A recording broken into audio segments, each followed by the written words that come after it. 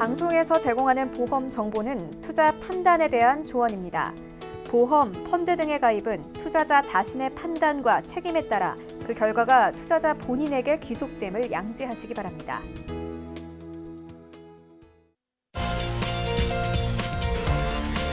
네, 보험에 대한 모든 것을 알려드립니다. 전문가 군단과 함께하는 시청자 맞춤형 보험 방송. 안녕하세요. 보험플랜 119의 진행 민채합니다. 자, 아침을 안 먹거나 야식을 챙겨 먹는 식습관은 이 협심증 발생 위험을 4배에서 무려 5배까지 올린다는 연구 결과가 나왔습니다. 특히 불규칙한 식습관을 가진 많은 직장인 분들께서는요, 이 심장 관리에 더욱더 유의하실 필요가 있겠고요. 더불어서 심장질환 보험까지 준비해 두시면 더욱더 든든할 것 같은데요. 그래서 오늘 라이프플랜 A 강의 시간에는 여러분들을 위해서 허혈성 심장질환을 대비하는 보험을 소개해드리겠습니다. 강의 시간에도 많은 관심 부탁드리고요. 그리고 이어지는 보험 이슈 체크 시간에는 오늘은 갱신형 대 비갱신형 보험의 장단점까지 함께 파헤쳐볼 예정이니까요. 오늘 보험플랜 119 함께 하시면서 꼭 필요한 보험 정보 챙겨가시죠. 그럼 시작 전에 참여 방법부터 살펴보겠습니다. 저희 보험플랜 119에선 여러분들의 모든 보험 고민 해결해 드리겠습니다. 보험 점검이나 리모델링 필요하신 분들도 02-3153-2662번으로 많은 전화 주시고요. 또 무료 문자번호 013-3366-0110번으로 궁금한 내용 적어서 메시지도 지금부터 보내보시기 바랄게요.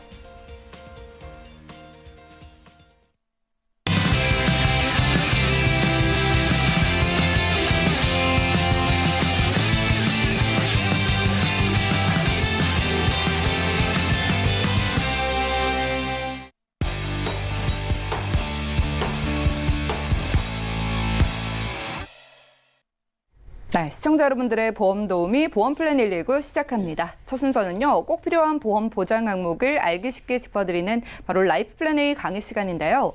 자, 오늘은 대표적인 2대 질환 중에 심장질환에 대비하는 보험을 소개해드리겠습니다. 그러면 김정덕 전문가님 만나보시죠. 네, 오늘은 우리나라 사망 원인 2위와 3위를 오가는 바로 심장질환에 대해서 알아볼 텐데요. 우리가 누차하는 심장질환 중에서도 이 허혈성 심장질환, 보험 준비를 할 때는 허혈성 심장질환 진단비로 가입을 해야 된다. 급성 심근경색보다는 누차 그렇게 강조를 했었습니다. 그래서 오늘은 이 허혈성 심장질환이 대체 뭐냐, 원인은 왜 생기는 거고 어떻게 하면 대비를 할 수 있느냐, 그거를 좀 알아보는 시간을 가져볼 텐데요. 자, 오늘 이 우리가 누차 얘기하는 허혈성 심장질환이란 도대체 뭘까? 자, 읽어볼게요. 자, 심근에 혈액을 공급하는 관상순환계 이상으로 심근이 충분한 양의 산소와 영양분을 받지 못해서 생기는 질환이다. 말이 좀 어렵죠. 자, 이거를 쉽게 풀어서 얘기를 하면 심장은 이렇게 근육으로 이루어져 있습니다. 근육으로 이루어져서 우리가 들이마시고 내쉬는 산소와 또 먹어서 섭취하는 이 영양분이 피를 만들죠. 피를 만들어서 내 몸을 순환을 하면서 어떤 에너지 작용을 하죠. 그런데 피가 돌면서 심장으로 가야 되는 이 관상순환계에 이제 문제가 생긴 겁니다. 그래서 그 차단이 되는 거죠. 왜? 가야 되는 길이 막히는 거예요. 그래서 이 피가 순환을 하면서 심장으로 가서 대동맥은 뭐냐면 내 온몸으로 가는 피의 역할을 합니다. 그리고 폐동맥은 뭐냐면 허파로 가는 그 피의 길이에요. 그런데 이 심장으로 가는 길을 우리는 다 동맥으로 이어져 있는데 그 심장으로 가는 길을 뭐라고 하냐면 관상동맥이라고 합니다. 관상동맥.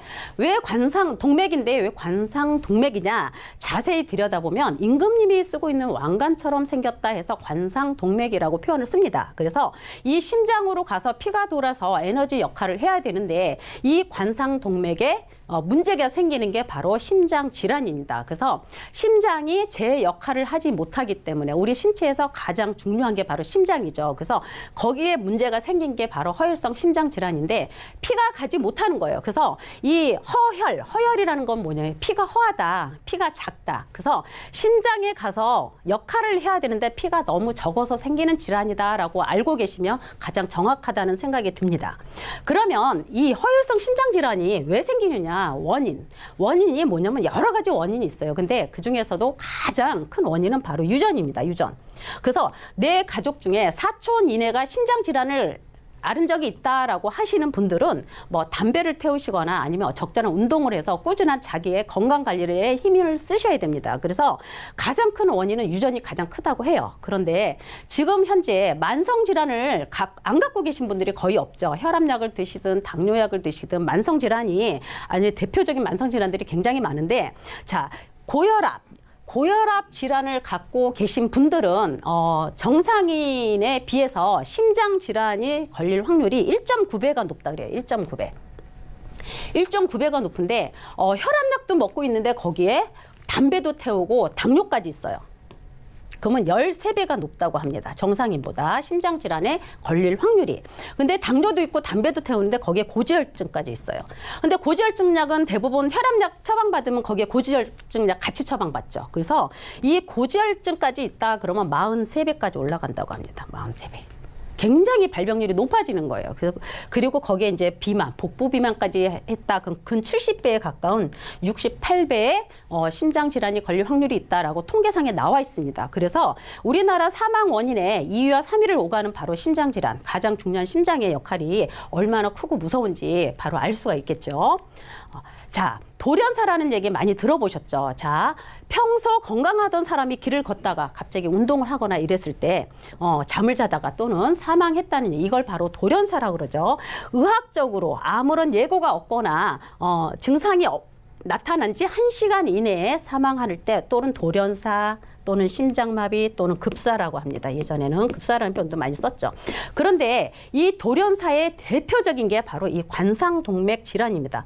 관상동맥 질환이 뭐예요? 아까 관상이라는 말은 아까 심장으로 가는 그 동맥 길이라고 했습니다. 이 관상동맥, 그러니까 심장이 멈춰서 생기기 때문에 이 심장이 얼마나 중요한지, 그래서 우리가 이 심장 쪽에 대한 대비를 어떻게 해야 되는지 그런 부분을 알 수가 있고요. 통계상으로 이 80%가 관상동맥 질환이에요. 이 80%는 사망이나 돌연사의 원인이 되지는 않습니다. 그래서 이거는 대부분의 우리가 흔히 알고 있는 협심증, 이제 길이 꽉 막힌 게 아니라 70% 이상 정도 막혔을 때 협심증이 오거든요. 그래서 80%는 그런 관상동맥 질환이고 그 외에 10%가 이런 돌연사나 이런 일이 일어나는 거고 그 외에 10%는 뭐 원인이 불명되지 않는 그런 질환입니다. 그래서 이런 일에 미리미리 대비하고 또 유전 특히 가족력이 있으신 분들은 평소에 굉장한 대비를 하셔야 될 것 같고요. 우리가 이제 급성 심근경색이라는 진단비도 있지만 허혈성 심장질환 진단비가 있습니다. 이 허혈성 심장질환에 는 급성 심근경색을 포함하고 있죠. 자, 우리가 약관상에 이 심장 질환의 이 코드를 보게 되면 자, 급성은 다 심근경색이란 말이 들어가요. 이렇게 심근경색. 그죠?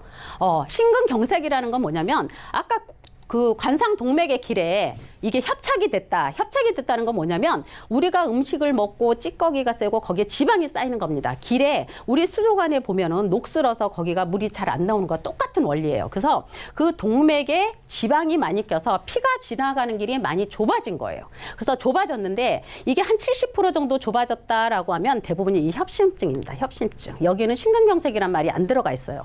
협심증이나 심장질환 이렇게 들어가 있지만 이게 90%, 99%, 100%까지 심장의 역할이 정지되는 상태가 바로 심근경색입니다.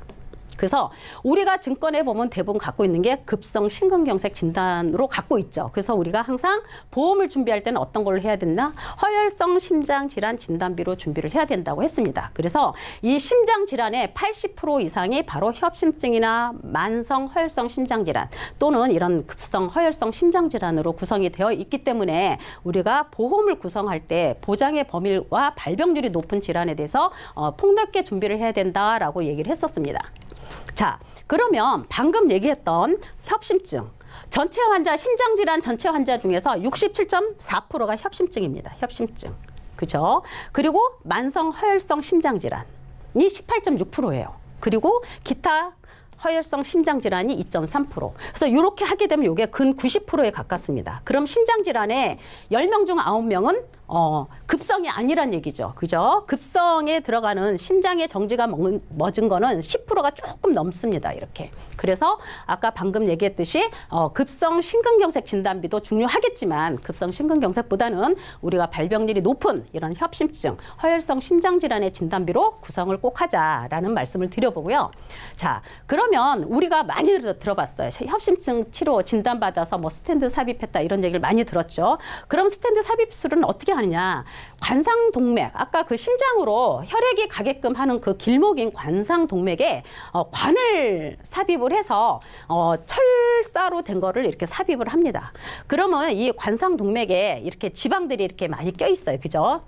그래서 철사를 넣어서 부풀려요. 이렇게 부풀리면 이게 가나다란 철망으로 나옵니다. 이렇게. 철망으로 나와서 이 관을 넓혀주기 때문에 이제 혈액이 잘 공급이 되겠죠.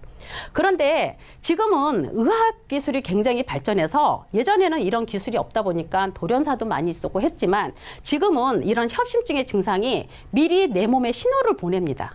근데 그 신호가 뭐냐면 심장의 그 통증이라고 하는데 대부분 두 번 다시 경험하고 싶지 않은 통증이 한 30분 정도 지속이 된다고 합니다. 막 억누르는 것 같고 째는 것 같고 뭐 고춧가루를 뿌리는 것 같고 이런 식으로 이제 많이 나오는데 이 협심증의 증상과 조금 비슷한 게 이제 역류성 식도염으로 많이 나옵니다. 왜냐하면 역류성 식도염도 이 심장의 이 한 복판이 굉장히 통증이 일시적으로 1, 2, 3번 이렇게 왔다가 사라져요. 근데 이제 이게 심장에 있는 자리에서 느껴지다 보니까 혹시 나도 심장 질환에 이상이 있는 거 아닌가라고 이제 하는데 이 협심증은 30분 이상 지속이 됩니다. 30분 이상 지속이 되는데 이 협심증은 언제 나타나냐면 여러 가지가 있어요. 이렇게 안정형 협심증이다 그러면 평소에는 괜찮다가 갑자기 산에 오른다든가 급격하게 운동을 한다든가 했을 때 협심증, 갑자기 심장에 통증이 오는 이런 경우도 있고 아니면 가만히 앉아 있는데도 갑자기 오는 경우가 있고 근데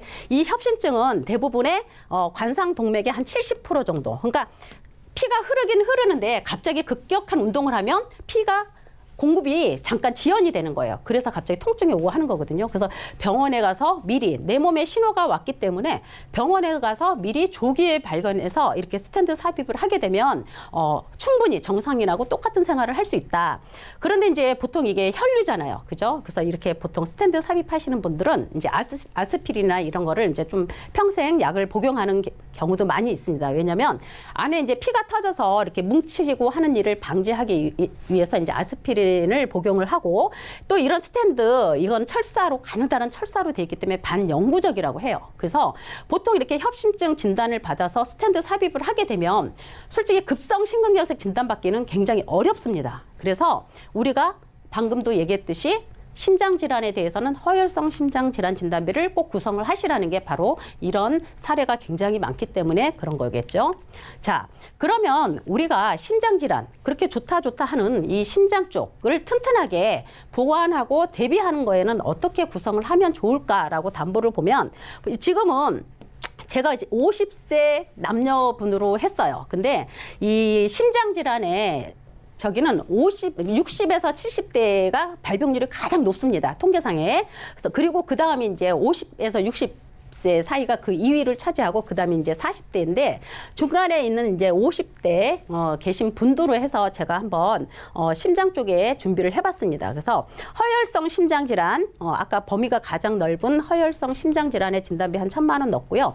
자, 요렇게 하는 경우는 뭐냐면 기존에 내가 갖고 있는 보험들이 다 있으시고 실손보험도 있고 뭐 진단비 플랜도 다 갖고 계실 겁니다. 그러나 이제 내가 뭐 유전력이 있다든가 아니면 내가 혈압약을 먹고 있다든가 하시는 분들도 있을 수 있잖아요. 보완하고 싶으신 분들. 그래서 제가 진단비는 그렇게 크게 넣지는 않았습니다. 그리고 요즘 이제 많이들 알고 계시는 무해지, 납입기간 안에 해지하면 해지 환급금이 한 푼도 없습니다. 다만 가입할 때 20-30% 저렴하게 가입을 할 수 있는 무해지로 제가 설계를 해봤어요. 그래서 심장 질환 진단비 1,000만 원과 그리고 또 급성 심근경색 진단비 1,000만 원 이렇게 넣습니다. 그리고 심장 수술비, 허혈성 심장 이거는 의료 기술이 많이 발전해서 상처가 남는 육안으로 보는 관열 수술이나 아니면 아까처럼 카테터, 관을 삽입해서 하는 신기술 의료실도 다 해당이 됩니다. 허혈성 심장 질환 수술에. 그래서 요거 1,000만 원 집어넣고요. 관상동맥 우회수는 뭐냐면 아까 이제 그 피가 들어가는 그 길목이 동맥의 길이 관상동맥이라고 그랬어요. 관상동맥 우회술은 뭐냐면 그 길이 이제 꽉 막혀버렸어요. 아까 협심증하고는 좀 틀리겠죠. 90% 이상 막혀버렸어. 그러다 보니까 거기를 되살릴 수가 없습니다. 그래서 우회, 옆에 혈관을 뚫어서 가는 거죠. 우회, 길을 만들어서 가는 게 바로 관상동맥 우회술입니다. 이런 경우는 대부분 다 관열 수술 하겠죠. 그래서 이 관상동맥 우회술 넣고요. 심장판막 수술비까지 다 넣습니다. 그리고 이제 34대에는 뭐 고혈압, 심장 수술 다 들어갑니다. 뇌혈관 이런 거 다 들어가죠. 동맥경화까지.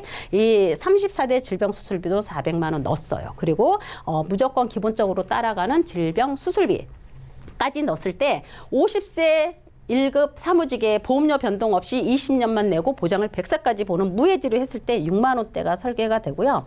여성분들로 했을 때는 3만 원대 설계가 됩니다. 그래서 내가 혹시 유전력이 있거나 이러신 분들, 그리고 내가 요즘 발병률이 가장 높은 이런 협심증에 대한 조금 불안감이 있으신 분들은 이렇게 저렴하게 보완을 하셔도 굉장히 적절하지 않을까 하는 생각을 해봅니다. 자, 그러면 이렇게 진단비 구성을 하지 않고 심장에만 이렇게 한정되지 않고 내가 좀 폭넓게 내 몸의 신체 장기가 여러 가지 장기가 있는데 여기에 폭넓은 수술비로 좀 대체 방안을 좀 찾아보는 방법도 있습니다. 그래서 우리가 기존에 갖고 있는 실손 의료비도 있고 거기에 기본적인 뭐 작은 질병 수술비 이 정도는 대부분들 많이 준비를 하고 계시더라고요. 그런데 실손 의료비는 우리가 병원에서 쓰는 병원비의 역할까지밖에 못합니다. 근데 이렇게 심장이라든가 큰 질병이 올 때는 솔직히 간병비라든가 아니면 어떤 단절된 그런 소득의 문제가 경제적인 고통이 더 커요. 그래서 이런 큰 질병에 대해서는 내가 진단비 구성을 못하면 그럼 실속 있게 저렴하게 수술비로 진단비 못지않은 역할을 할 수 있는 수술비 플랜도 있습니다. 그래서 이 기본적인 실손보험 말고 신기술해서 뭐 5대 뭐 19대, 뭐 21대, 뭐 32대, 많게는 지금 72대까지도 나왔습니다. 그래서 이런 수술비로 구성을 하게 되면 다 중복 보상이 돼서 진단비 못지않게 충분히 간병비나 소득 대체 자원으로도 쓸 수 있다라는 그 수술비 플랜도 한번 보겠습니다. 자, 이 수술비는 어떻게 되냐면, 자, 우리가 우리 신체 중에서 가장 중요한 5가지 기관이죠. 5대 기관이 바로 뇌와 심장, 그리고 간, 폐, 신장, 이렇게 5가지예요. 근데 그 중에서도 가장 중요하게 오늘 이제 심장을 하고 있죠. 그래서 뇌와 심장은 암 다음으로 가장 위험한 질환에 들어가기 때문에 2대 질환이라고도 따로 있습니다. 이 2대 질환 수술비도 있고, 이 5가지를 다 해주는 5대 기관 수술비도 있습니다. 그래서 이 큰 질병에 대해서는 크게 준비를 하셔서 이 5대 기관 수술비를 구성하고 그 밑에 또 특약으로 32대다, 19대다, 21대다 이렇게 따로 준비를 하셔도 됩니다. 그래서 이 5대 기관이나 2대 질환은 21대에도 다 들어갑니다. 뇌혈관이나 허혈성 이런 심장 질환에도 다 들어가요. 또 19대도 이런 식으로 있습니다. 그래서 해당이 되면 중복으로 받아서 이거를 충분히 간병비 역할로 쓸 수 있다. 라는 말씀을 드려보고요. 자, 그러면 5대 기관 수술비에 어떤 게 있냐? 그럼 5대 기관 바로죠. 이거죠. 뇌질환. 뇌질환도 우리가 이제 뇌졸중이다, 뇌출혈이다, 이거보다 좋은 게 뇌혈관 질환이라고 했습니다. 그죠? 이 5대 기관에는 그 범위가 넓은, 보장의 범위가 훨씬 넓은 뇌혈관으로 돼 있어요. 그래서 뇌혈관 코드가 다 들어가 있습니다. 뇌출혈도 들어가고, 뇌경색도 들어가고, 뇌혈관도 들어가고, 또 여기에 코드가 허혈성 심장질환입니다. 허혈성 심장질환. 오늘의 강의에 허혈성 심장질환. 그러면 이 허혈성 심장질환의 코드가 급성 심근경색도 포함이 된 범위가 넓은 심장질환 코드가 다 들어가 있어요. 그죠? 그리고 간질환, 간질환 코드도 다 들어가 있습니다. 그리고 폐, 그리고 신장까지. 그래서 이 5대 기관의 코드가 폭넓게 다 들어가 있어요. 그래서 진단비 구성을 못하면 이 5대 기관 수술비로도 충분히 할 수 있는 그런 부분이고요. 아까 이제 의료기술이 많이 발전을 해서 관열이 뭐냐, 비관열이 뭐냐, 요즘은 막 다 육안으로 보고 째고 안 하고 다 관사비패서 하는데, 그러면 이런 것도 다 보상을 해주냐, 이겁니다. 그러면 5대 기관에서도 관열 수술할 때는 얼마, 비관열로 할 때는 얼마, 이렇게 보장이 나눠져 있습니다. 그래서 충분히 큰 질병에 대해서는 준비가 할 수가 있어요. 그래서 이 비관열은 막 내시경으로 하든, 아까 관에 삽입하는 카테터 수술을 하든, 지금 점점 발전하는 신의료 기술을 다 포함하고 있는 게 바로 비관열 수술입니다. 그래서 이런 수술비 플랜 정도 하나는 내가 꼭 갖고 있어도 굉장히 좋을 거다라는 생각을 해봅니다. 그러면 오늘은 이제 신장, 허혈성 신장에 대해서 강의를 드리기 때문에 이 많은 질환에서 그 중에서도 심장 질환에 대해서만 잠깐 보상하는 부분을 이제 말씀을 드려보면, 자, 아까 5대 기관 수술비 3천만 원. 관열 수술이에요. 관열 수술. 관열 수술했을 때가 3천이고 비관열, 카테터나 이런 걸로 했을 때는 1,500만 원입니다. 그래서 그리고 허혈성 심장 수술 여기에는 관열도 되고 비관열도 되고 다 됩니다. 그냥 협심증이어서 스텐드, 아까 관을 통해서 스텐드 삽입하는 것도 허혈성 심장 질환 수술에 들어갑니다. 그죠? 1,000만 원 들어가요. 그리고 21대 수술비에 들어가고 또 질병 수술비 들어갑니다. 그래서 이렇게 수술비 특약만 구성을 해도 내가 심장에 대해서 협심증 진단을 받아서 수술만 했다 해도 수술비가 4천만 원 돈. 관열로 했을 때는 4,400만 원. 여기서 비관열로 했다 하면 1,500이 빠지겠죠. 이렇게 해서 진단비 못지않은 수술비가 나옵니다. 그죠? 그리고 중요한 이대 질환의 뇌혈관도 마찬가지로 이대 질환이 들어가니까 보상이 똑같이 나가겠죠. 그죠?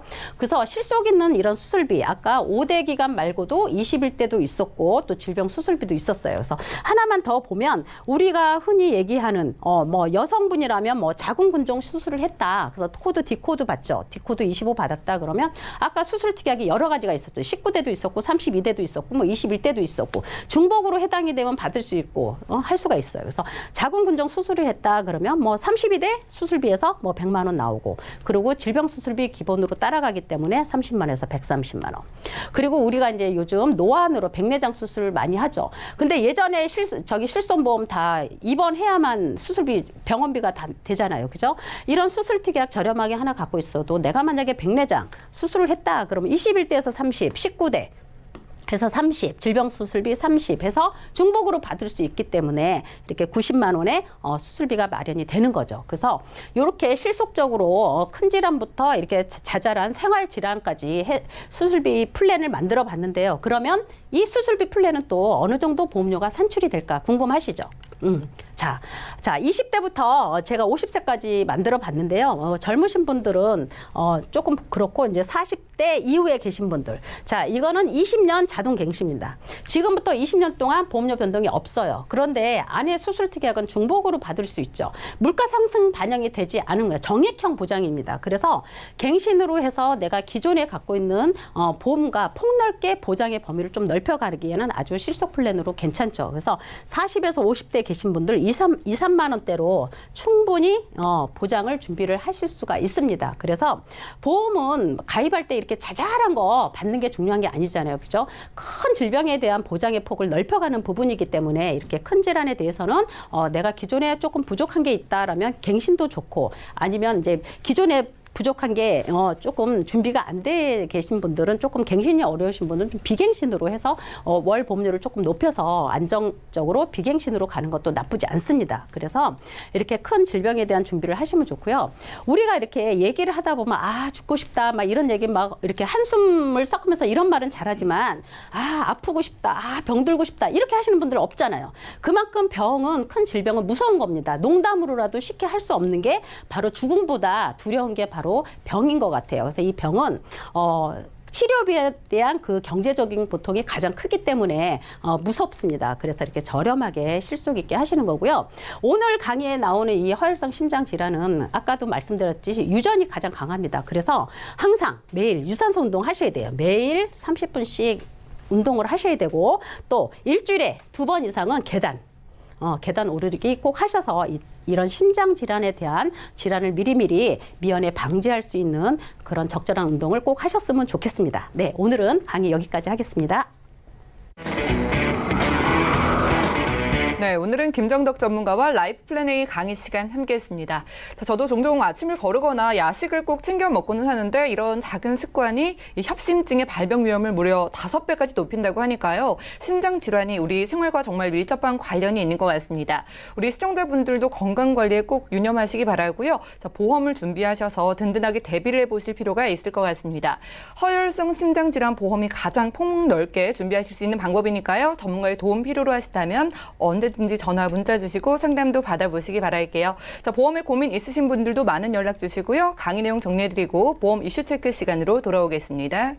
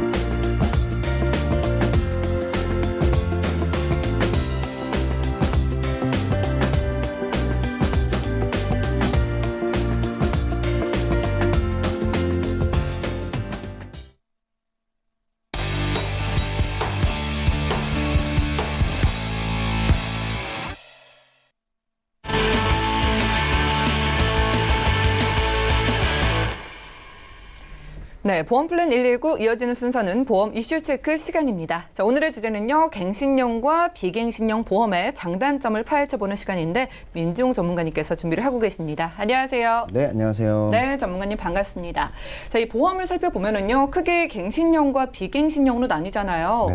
어떤 게 더 좋은 건지, 뭘로 가입해야 하는 건지 궁금하신 분들이 참 많은데, 일단 이 갱신형과 비갱신형의 차이점부터 짚어볼까요? 네, 우선 이제 방금 말씀하셨다시피 이 보험은 보험료 산출 방식에 따라서 갱신형 보험과 비갱신형 보험으로 나눌 수가 있는데요.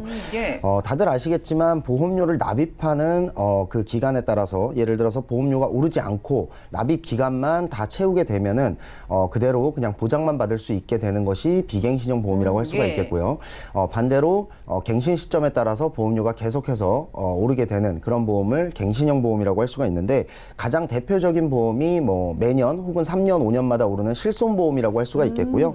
예. 이 두 가지 갱신형과 비갱신형은 말씀하신 대로 장단점이 각각 있는데 우선 갱신형 보험의 경우는 당연히 가입 당시에 가장 저렴하다라는 것이 그 장점이라고 할 수가 있겠고요.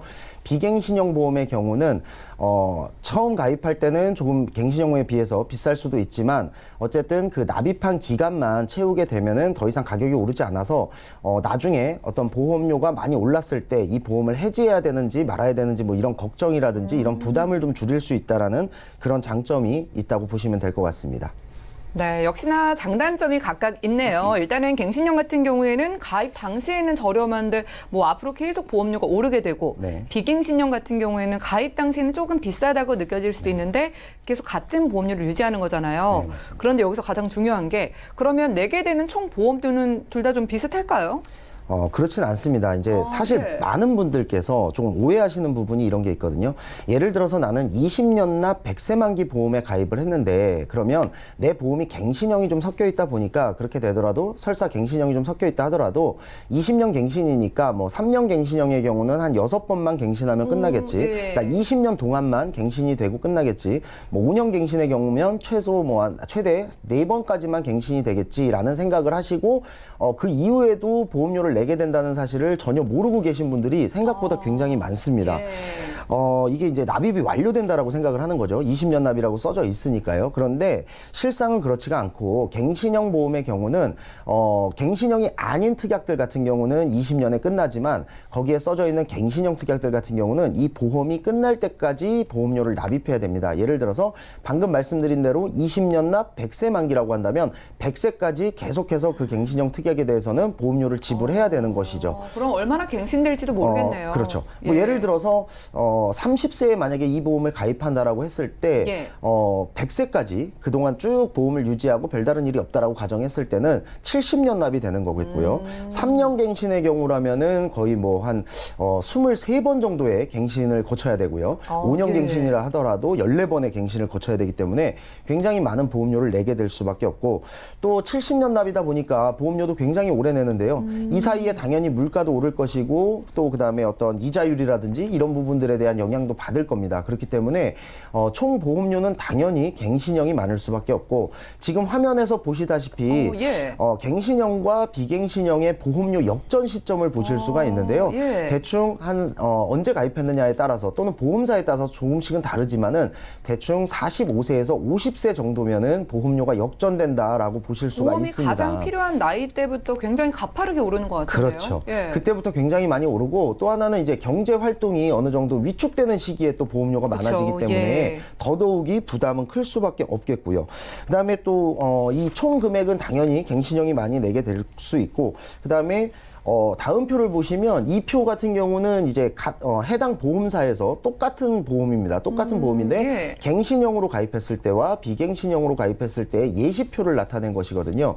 왼쪽에 갱신형 보험료를 보다 보면 총 보험료가 대충 봐도 5,400만 원 정도의 보험료를 내야 되는 것이고요. 비갱신형의 보험은 처음 가입할 때는 조금 비싸긴 하지만 총 내는 보험료는 870만 원 정도의 보험료를 내게 됩니다. 보시면 30세에 이거는 암과 뇌졸중, 급성심근경색 세 가지의 특약만 가입했을 때 특약보험료만 비교를 한 건데요. 4,220원만 내게 되니까 굉장히 저렴하다. 예. 비갱신형 같은 경우는 36,000원 정도를 내야 되니까 한 9배 정도를 더 내야 되지 않느냐라고 생각하실 수도 있겠지만은, 이 4,220원의 경우는 이게 10년 갱신형이거든요. 그러면 30세에서 40세까지만 보장을 하기 때문에 보험료가 저렴한 겁니다. 상식적으로 생각을 해봤을 때 30대에서 40대 사이에 암이나 뇌졸중, 급성심근경색이 올 확률은 굉장히 적을 수밖에 없기 때문에 예. 당연히 보험료는 저렴할 수밖에 없고요.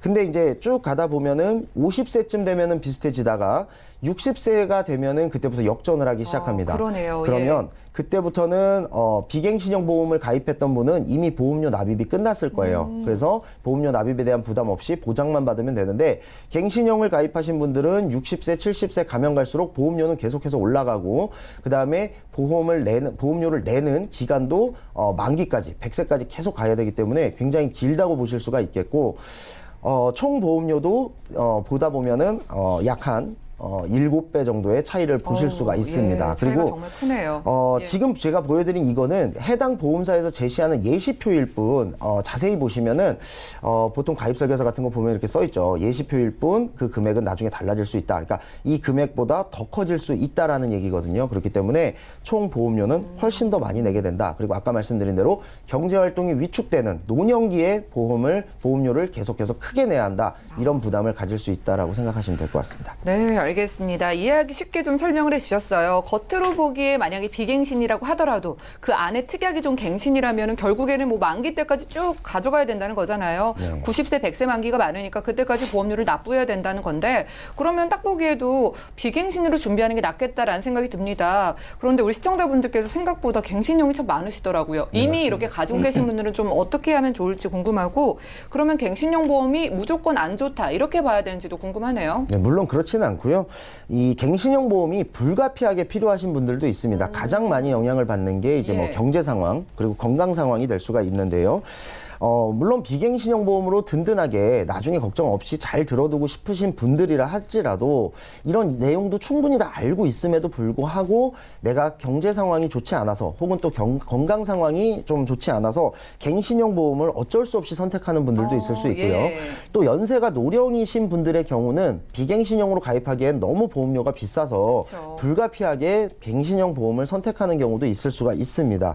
게다가 지금 사실 고령이신 분들의 경우는 항상 어떤 질병에 대한 위험성을 가지고 있으시기 때문에 사실상 보험을 납입하는 기간 동안에 갑자기 어떤 질병이 찾아올 수도 있고 어떤 사고가 찾아올 수도 있어요. 그런데 갱신형을 가입했다가 혹시라도 그 사고가 찾아오게 되면 보험금도 수령할 뿐만 아니라 또 그 납입 면제 기능까지 활용을 하게 되는 경우도 있기 때문에 전략적으로 일부러 갱신형을 선택하는 경우도 있을 수 있다. 이렇게 보시면 될 것 같고요. 또 나는 90세, 100세까지 보험을 보장받고 싶진 않고 지금부터 한 20년 동안 뭐 우리 자녀가 다 클 동안까지만이라도 보장을 받고 싶다. 이렇게 생각하시는 분들도 충분히 있을 수가 있거든요. 이런 분들의 경우도 100세 만기까지 가입을 하기엔 너무 비싸니까 그냥 20년 갱신형으로 전략적으로 선택을 하시는 분들도 있을 수가 있고요. 다만 이제 제가 조금 걱정을 하는 분들 같은 경우는 어떤 분이냐면요. 내가 이런 부분을 정확히 알지 못한 채 그냥 뭐 설명을 잘 못 들었다든지 처음 가입할 때 어떤 설명을 들을 때 잘 못 들었다든지 혹은 내가 가입한 해당 설계사분이 제대로 이런 부분을 정확히 인지시키지 못하고 그냥 넘어가게 돼서 가입한 경우를 볼 수가 있는데요. 사실 이런 부분들 같은 경우는 우리 가족까지도 전부 다 똑같이 갱신형으로 가입되어 있는 경우가 굉장히 많습니다. 그렇죠. 예. 그러니까 어린 자녀들이나 젊으신 분들 같은 경우는 갱신형 보험을 가입할 필요가 전혀 없음에도 불구하고 내가 잘 몰라서 우리 가족 전체가 다 이렇게 갱신형 보험을 가입했다가 지금은 잘 모르지만 나중에 이제 자녀가 다 성장하고 40세, 50세를 지났을 때 갱신형 보험이 굉장히 많이 비싸다는 걸 알게 된 경우라든지 아니면 오늘 같은 이런 방송을 보고 갱신형 보험이 갱신 시점에 굉장히 좀 큰 부담을 가중시킬 수 있다는 부분을 그때 알게 되는 경우에 보험을 변경해야 되겠다라든지 아니면 보험을 정리해야 되겠다 이런 생각을 하시는 분들이 많은데 그때가 돼서 보험을 변경하게 되면 굉장히 보험료가 많이 올라 있습니다. 이미 늦었다는 그렇죠. 거죠. 또 하나는 40세, 50세가 된 시점에서 보험을 변경하려고 하다 보면은 당연히 보장의 범위도 줄고 좋은 보험을 가입할 수 없는 경우들도 굉장히 흔하게 볼 수가 있고요. 가장 크게 걱정되는 거는 그 사이에 혹시라도 어떤 만성질환이라든지 어디 내가 크게 다쳤다든지 이렇게 되면 보험 가입을 하는 데 있어서 뭐 어떤 할증 보험료라든지 이런 부담까지 질 수가 있기 때문에 지금이라도 혹시나 우리 가족 혹은 내 보험이 갱신형으로 주로 이루어져 있거나 갱신형 특약이 너무 많은 경우에는 꼭 전문가의 어떤 상담을 통해서 리모델링을 받아보시는 것이 좋다 이렇게 말씀드릴 수가 있을 것 같습니다. 네, 무조건 나쁜 건 아니라고 합니다. 뭐 전략적으로 갱신형을 선택할 수도 있겠지만 많은 분들이 뭐 가입 당시에는 보험료가 얼마 오르지 않는다고 했다, 혹은 뭐 가입 설계서에 오르지 않는다고 표시돼 있었다 이렇게 말씀을 하시고 나중에 올라서 좀 억울해하시고 그러더라고요. 맞습니다. 왜 이런 상황이 생기는 걸까요? 사실 저도 개인적으로 그런 좀 문의를 많이 받는데요. 예를 들어서 이제 갱신형 보험을 가입했지만 내가 처음 가입할 때 설명을 듣기로는 보험료 얼마 오르지 않는다고 했다. 이렇게 말씀하시는 분들이 정말 많습니다. 그런데 사실 이 갱신형 보험이 얼마가 갱신될지 얼마가 오를지에 대해서는 아무도 알 수가 없어요. 해당 보험사조차도 갱신 시점이 되기 전까지는 모릅니다. 제가 아까 말씀드린 그 예시표만 하더라도요. 그 예시표에 아주 밑에 보면 아주 작은 글씨로 조그맣게 써져 있어요. 뭐 이것은 예시일 뿐이지 어떤 뭐 물가 상승률이라든지 이런 부분이 변화를 하게 되면 얼마든지 이 가격은 달라질 수 있다라는 부분이 아주 작게라도 써 있습니다. 그렇기 때문에 이거는 그냥 예측을 한 것뿐이지 어떤 뭐 이렇게 똑같이 동일하게 오르질 않습니다. 그런데 이제 대부분의 분들께서 보험을 가입하실 때 사실 주변 지인분들을 통해서 가입하는 경우가 많다 보니까 아무래도 이런 세세한 부분까지 꼬치꼬치 캐묻거나 또는 어떤 적당한 어떤 반박을 하지 못하는 분들도 많이 계시고요. 그다음에 또 나중에 혹시라도 많이 오르게 됐을 때에 대한 어떤 대비책 같은 거 그런 것을 보장받을 수도 없거든요. 사실 구두로만 설명을 듣고 계약을 하다 보니까 이런 경우들이 굉장히 많고 예를 들면 20년 갱신형 보험이 나온 지가 지금 사실 한 3년 정도밖에 되지 않았어요. 그런데 이 보험을 판매함에 있어서도 아직까지도 얼마 오르지 않을 거야 라고 그렇죠. 이렇게 설명하시고 판매되는 경우들이 굉장히 많거든요. 사실 20년 갱신형이 실제 갱신이 된 거를 본 사람은 아무도 없습니다. 앞으로도 최소한 뭐 17년 정도는 있어야지 그 보험이 얼마 정도 갱신되는지를 알 수가 있다라는 뜻이거든요. 그럼에도 불구하고 아직까지도 이렇게 판매가 되는 사례를 보면 조금 안타깝고요. 사실 그거는 굉장히 무책임한 말이고 상식에도 맞지 않는다 이렇게 생각을 하시면 될 것 같고 가끔 20대, 30대 자녀분들의 경우도 이렇게 20년 갱신형으로 가입하는 분들을 볼 수가 있는데 아까도 말씀드린 대로 젊은 분들의 경우는 절대로 갱신형을 가입할 필요가 전혀 없다. 그리고 그 20년 갱신이 되고 나는 시점이 되면은 그 자녀도 한 40세, 50세가 돼 있을 겁니다. 그런데 비갱신형으로 가입했으면 벌써 납입이 끝날 시간인데 그 자녀는 40대, 50대가 되어서 다시 보험료를 내야 되는 겁니다. 20년을. 그런데 그렇게 내서 또 끝나는 것이 아니고 이미 보험료가 역전된 금액으로 내게 되는데요. 예. 그 다음 20년이 오게 되면 60세, 70세가 됩니다. 그런데 그때도 보험료 납입이 끝나지 않고 굉장히 많은 보험료로 또 납입을 다시 시작해야 되는 것이죠. 그러니까요. 그러니까 고령화 시대에 생각해 보면 정말로 맞지 않는 그런 갱신형을 선택하게 되는 것이고요. 그 사이에 아까도 말씀드린 대로 혹시라도 어떤 지병이 찾아오게 된다면 더더욱이 굉장히 좀 힘들 수가 있습니다. 그렇기 때문에 어떤 이런 보험을 가입하실 때 나중까지 생각하시는 그런 현명한 지혜를 좀 발휘하시길 바라겠습니다. 네, 아무래도 이 갱신형 보험료가 얼마나 오를지를 모르기 때문에 나중에 감당 못하는 상황이 생기기도 하는 것 같습니다. 자, 그러면 갱신형과 비갱신형의 가격 말고도 또 다른 차이점이 있을까요? 네, 우선 제가 지금 화면에서 하나 표를 보여드릴 건데요. 예. 아마 이렇게 보험을 가입하고 있으신 분들도 굉장히 많을 겁니다. 보시면 이제 이거는 보통 주로 생명보험사에 보험을 가입하신 분들의 증권이 보통 이런 예. 식으로 돼 있죠. 보시면 위에 있는 주계약, 정기특약, 뭐 재해사망특약 이런 특약들은 비갱신으로 20년 납입을 하게 되면 보험료 납입이 끝납니다. 그런데 밑에 있는 특약들을 자세히 보시면 다 5년 갱신 혹은 3년 갱신으로 이루어져 있는 것을 볼 수가 있거든요. 요렇게 갱신형을 가입한 경우에는 최소 뭐 80세라든지 100세까지 보험료 납입을 계속해야 되는 거고요. 또 하나 보시면 이거는 손해보험사의 보험증권입니다. 이것도 역시 위에 있는 특약들은 20년 납 100세 만기에서 비갱신형으로 끝나지만 밑에 있는 주요 특약들을 보시면 전부 다 3년 갱신 100세 만기라 그래서 3년 갱신되는 걸 알 수가 있습니다. 이렇게 되면 이제 100세까지 내야 되는 거죠. 그러면 이분이 만약에 30세라고 했을 때 아까 제가 말씀드린 대로 총 23번의 갱신을 하게 되는 상황이 납니다. 지금 우리나라의 현재 보험사를 잘 보면요. 갱신형과 비갱신형을 함께 판매하는 보험사들이 굉장히 많고요. 지금 제가 보여드린 이런 두 개의 보험 증권 같은 경우는 사실상 갱신형 특약만 판매하는 경우를 볼 수가 있어요. 그러니까 비갱신형 특약을 거의 판매하지 않는 회사들이 많은데 이런 경우는 대형 보험사들이 많습니다. 대형 보험사의 경우는 당연히 고객을 굉장히 많이 확보하고 있거든요. 그렇기 때문에 의외로 이렇게 보험을 가입하고 계신 분들이 굉장히 많다라는 뜻이기도 합니다. 그러니까 본인도 모르는 사이에 내 거는 갱신인지 비갱신인지 잘 모르겠지만 처음에 20년 납이라고 했어. 그러니까 내 건 갱신이 아닐 거야 라고 생각하시는 분들이 착각하고 있는 굉장히 많은 사례입니다. 그러니까 20년 납 100세 만기라 하더라도 내 보험에 갱신형 특약이 껴있진 않은지 그리고 그 특약들이 비싼 특약이라서 나중에 많이 오르진 않을지 이런 부분들도 꼭 한번 보셔야 된다라는 얘기고요. 그 다음에 또 이런 특약을 주로 이렇게 갱신형을 판매하는 대형 보험사의 경우는 보장 범위도 굉장히 좁은 걸 알 수가 있는데요. 지금 이 보험증권을 보시면 손해보험사임에도 불구하고 뇌출혈, 급성심근경색 밑에 쪽에 보시면 뇌출혈과 급성심근경색만 보장을 하는 것을 볼 수가 있습니다. 그리고 아까 보여드렸던 이 보험증권에도 보면 뇌출혈, 급성심근경색까지만 보장을 하고 있는 것을 보실 수가 있습니다. 그런데 사실상 보장 범위를 넓히려면은 지금 이거 화면에서 보시는 대로 뇌혈관 질환 진단비라든지 허혈성 심장 질환 진단비와 같은 굉장히 큰 보장 범위를 가진 100%짜리를 가입해야 되는데 갱신형 특약을 가입해서 이미 경제적으로나 가격적으로 굉장히 부담을 안고 있음에도 불구하고 보장 범위까지 좁은 뇌출혈이나 급성심근경색, 즉 10%밖에 안 되는 이런 특약들만 가입이 되어 있는 경우를 볼 수가 있어요. 그렇죠. 예. 그러니까 갱신형 특약을 가입하는 것도 전략적으로 선택은 할 수 있습니다만 보장 범위까지 줄어든다면 굉장히 좀 여러 가지 큰 손해를 고객이 다 한꺼번에 안고 가야 된다. 그리고 또 하나는 암에 대해서도 마찬가지입니다. 이런 갱신형 특약을 가입하고 있는 경우에 보면은 자세히 보시면 소외감이라고 해서 전립선암, 유방암, 자궁암, 방광암과 같이 어떤 생식기 암들에 대해서도 10%나 20%까지밖에 보장을 하고 있지 않은 보험사를 선택했을 확률이 굉장히 높습니다. 특히나 여성의 경우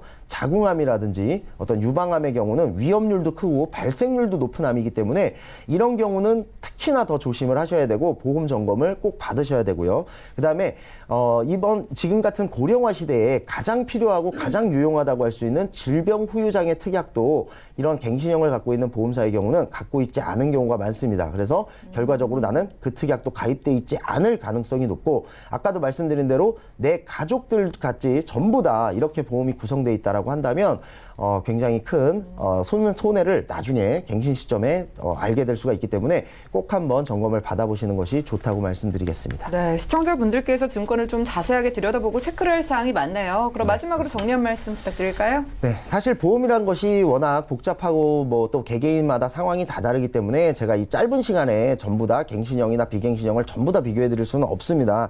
제가 오늘 준비해서 말씀드린 내용은 어느 정도 일반화되어 있는 그런 과정을 좀 압축해서 설명을 드린 건데요. 우선 첫 번째로 나이가 젊으신 분들일수록 갱신형 보험을 가입할 필요가 없고 비갱신형으로 준비를 하시는 것이 훨씬 더 유리하다라고 말씀을 드리겠고, 또 과거에는 갱신형 보험과 비갱신형의 보험료 차이가 컸기 때문에 이런 부분을 알면서도 갱신형을 가입하는 분들이 간혹 있었지만은 이제는 무해지 보험이라는 것이 나와 있기 때문에 굳이 젊은 분들은 비갱신형으로 가입을 하시는 것이 좋다. 갱신형 보험을 굳이 가입할 필요가 없다. 이렇게 말씀을 드릴 수가 있겠고, 두 번째는 어느 정도 보장을 넉넉하게 가져가고 싶으면서도 보험료 부담을 줄이고 싶으신 경우에도 전략적으로 갱신형 특약을 섞어서 가입하시는 것이 좋습니다. 그러니까 비갱신형 보험으로 뼈대를 세우고 대신에 난 보장은 더 크게 가져가고 싶다. 이런 분들의 경우는 갱신형 보험을 전략적으로 섞어서 보험료는 줄이면서 보장은 튼튼하게 가져가시는 것이 좋겠고요. 세 번째는 이러한 내용 다 알고 있지만 내가 경제적으로 너무 힘들기 때문에 갱신형을 가져갈 수밖에 없다라는 분들도 갱신형도 이제는 30년 갱신형까지 나와 있습니다. 그러니까 갱신 기간을 길게 하면서 또 하나는 보장 범위는 크게 하면서, 그리고 보험료도 갱신형이라 하더라도요, 무해지가 있고 그냥 일반형 갱신형이 있기 때문에 이런 부분도 조금 전략적으로 선택해서 오히려 보험료를 더 줄이고 싶으시다 하시는 분들도 어떤 전문가와의 상담이 필요해 보이고요. 마지막으로 이러한 내용을 전혀 모른 채 나는 지금까지 아무것도 모르고 갱신형 보험을 가입해서 가지고 있다. 또 우리 가족 모두 다 갱신형 가입했다. 근데도 심지어는 보험료까지도 비싸다 하시는 분들도 있을 수가 있어요. 이런 분들은 꼭 필히 조금이라도 늦기 전에 하루빨리 조금이라도 건강하고 조금이라도 젊으실 때 어떤 상담이라든지 리모델링을 받아보시는 것이 가장 유리하다라고 말씀을 드리겠습니다. 네, 좋습니다. 오늘은 민지용 전문가와 함께 보험 이슈 체크 시간 함께했습니다. 오늘은 갱신형 보험과 비갱신형 보험 장단점을 한번 파헤쳐 봤는데요. 여러분들도 계속 오르는 보험료 때문에 고민이시라면은 저에게 연락 주시고 좀 꼼꼼한 상담을 받아보시기 바랍니다. 자, 저희가 제공해드리는 정보는 투자 판단에 대한 조언일 뿐 해당 보험의 가치와 수익률을 보장하지 않는다는 점 기억을 해주시기 바라고요. 여러분들은 지금 맞춤형 보험 솔루션 프로그램 보험 플랜 119와 함께하고 계십니다. 자, 언제든지 전화 주시거나 문자 주시면 저희가 꼼꼼한 상담 도와드리고요. 문자 하나 열어볼게요. 자, 1652님께서 보내주셨네요. 제가 살고 있는 아파트에서 누수가 돼서 아랫집이 피해를 입었는데요. 부득이한 사유로 배상 책임 주소가 다른 데로 되어 있습니다. 자, 이런 경우 어떻게 될까요? 라고 하셨는데요. 자, 김정덕 전문가님, 이렇게 배상 책임 담보의 경우에는요, 주소지가 다르면 어떻게 될까요?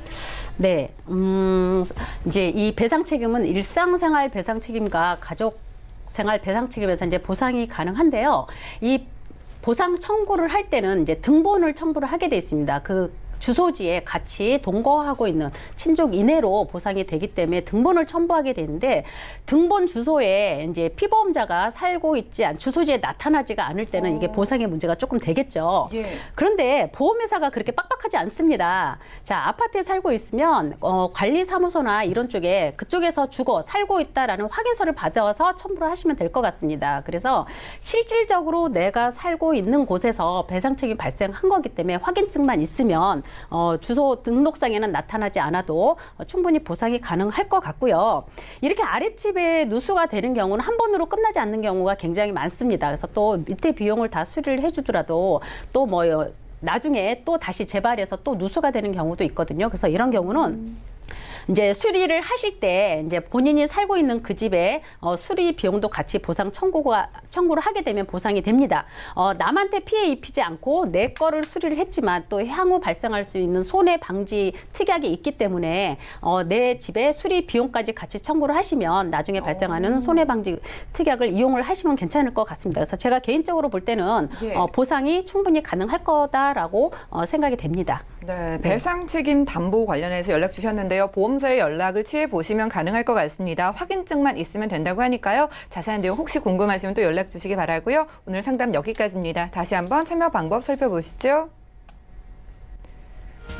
저희 보험플랜 119에선 방송 끝난 이후에도 여러분들의 모든 보험 고민 해결해 드릴게요. 궁금증 있으신 분들은요.